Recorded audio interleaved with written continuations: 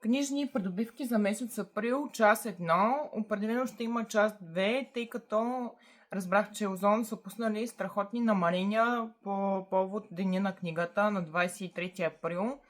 И така списъка ми доста стана голям. Но се надявам следващите месеци така да съм на книжен бан и нищо да не си вземам. Тази купчинка тук беше продиктувана от това, че имах 25% намаление от книжарници Хеликон, които са и близо до моята работа. И нека да започваме. Първата книга, която си избрах е Колежката на Фрида Макфадън, за която съм чувала много добри ревюта. Приятелят на Фрида Макфадън, разбира се, тъй като мисля, че вече имам почти всички книги на авторката и си колекционирам.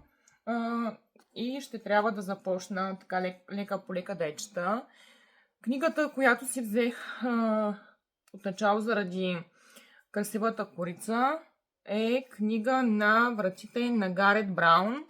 Невероятна красота, с страхотни порезки, а и чувам много добри мнения в BookTok обществото за нея.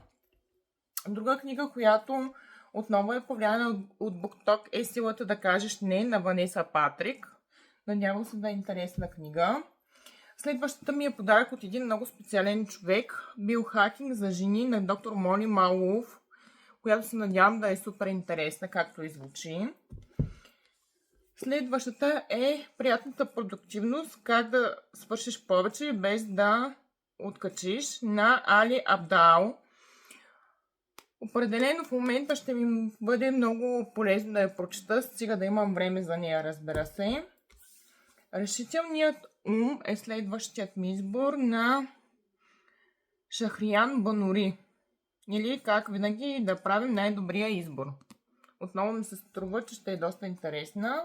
Знаете, че доста обичам да чета такива книги. И тази книга беше намалена и беше списък още от миналата година, а именно География на блаженството на Ерик Уайнер. Един марморко търси най-щастливите места на света с твърди корици и страшно много исках да си я взема, така че съм страшно щастлива, че вече е в моята библиотека. И така, това е първа част на моите скромни попълнения към библиотеката за този месец.